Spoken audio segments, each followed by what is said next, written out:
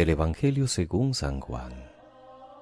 En aquel tiempo dijo Jesús a sus discípulos: Dentro de poco ya no me veréis, pero poco más tarde me volveréis a ver.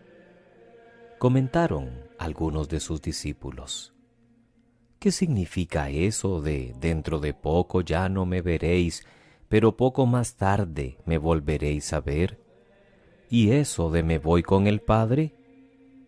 Y se preguntaban: ¿qué significa ese poco? No entendemos lo que dice.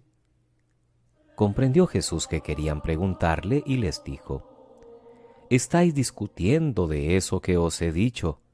Dentro de poco ya no me veréis, pero poco más tarde me volveréis a ver. Pues sí, os aseguro que lloraréis y os lamentaréis vosotros, mientras el mundo estará alegre.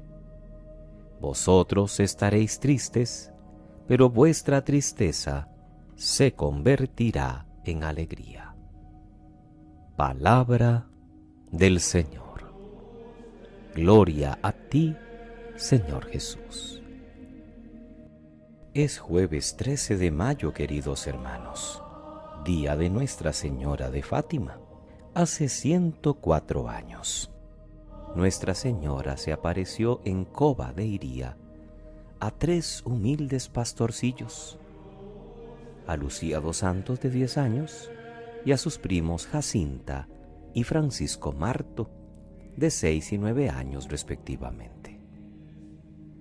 Y desde el 13 de mayo y hasta el 13 de octubre de 1917 se dan las diferentes visitas de la Virgen a estos humildes pastorcillos, con un mensaje que sobre todo es un mensaje de paz, un mensaje con el que la Virgen invita a todos a la conversión.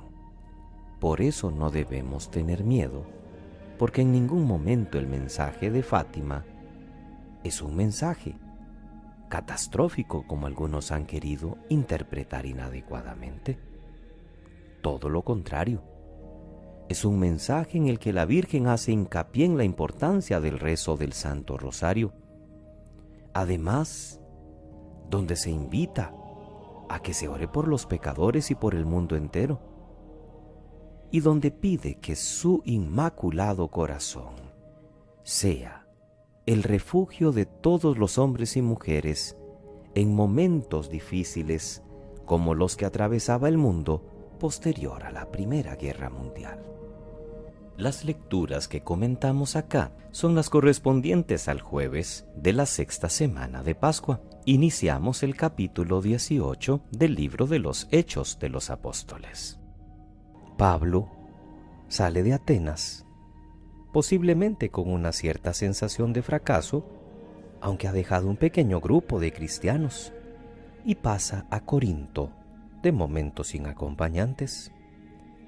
Corinto era una ciudad muy movida, de un ambiente romano y capital de la provincia de Acaya. Una comunidad próspera por su comercio, pero de mala fama por sus costumbres.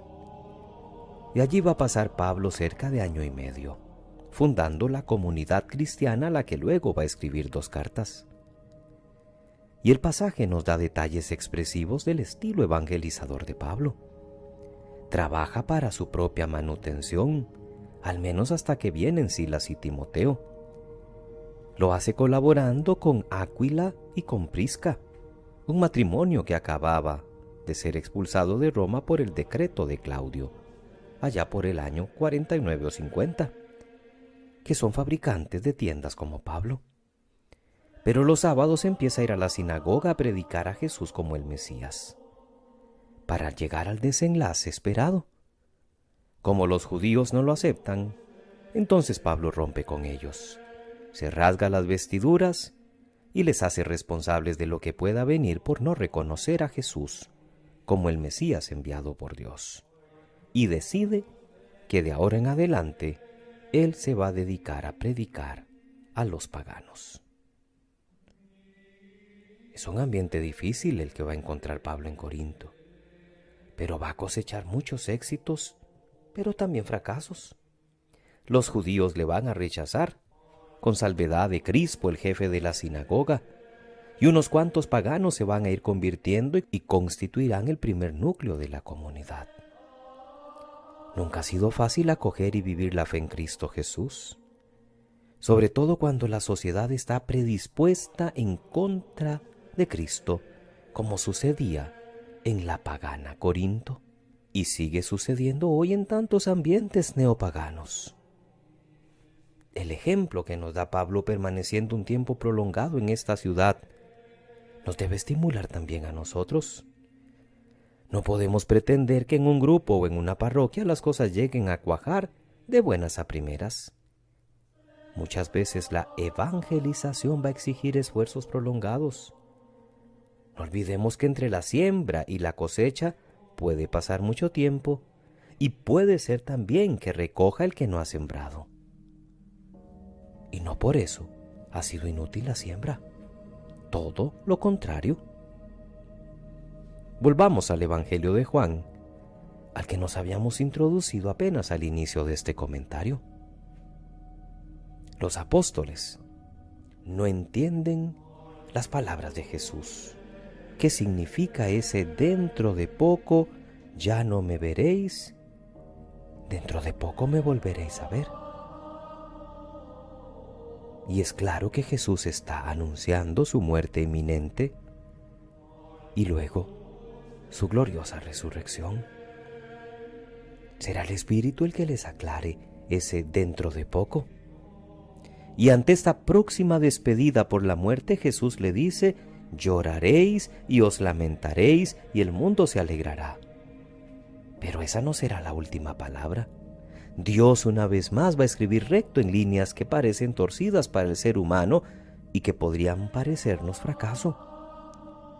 Y Jesús va a seguir estando presente aún en un modo misterioso en medio de los suyos. Las ausencias de Jesús nos afectan también muchas veces a nosotros y provocan que nos sintamos como en la oscuridad de la noche.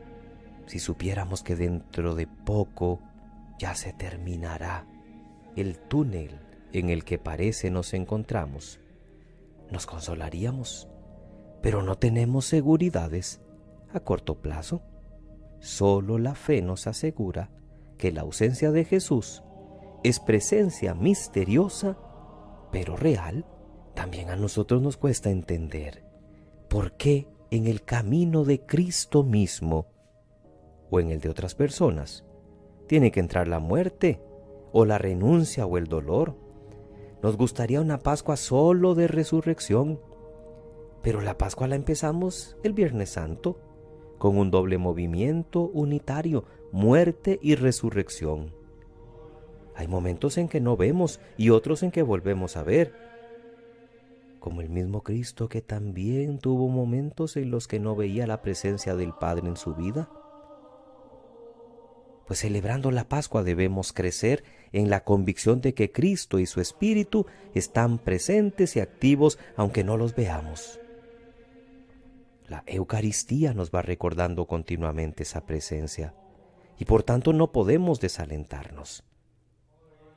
Al contrario, no olvidemos que espíritu en griego se dice pneuma, que significa precisamente aliento. Por eso hay que pedir el aliento del Espíritu. Y si caemos en el desaliento, sería como perder ese espíritu. Que pasen muy feliz jueves eucarístico, queridos hermanos. Dios bendiga sus vidas, sus familias, sus trabajos, sus proyectos.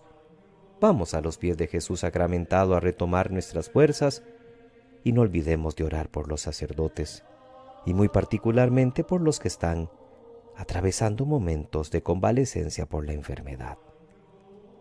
Que Dios les bendiga.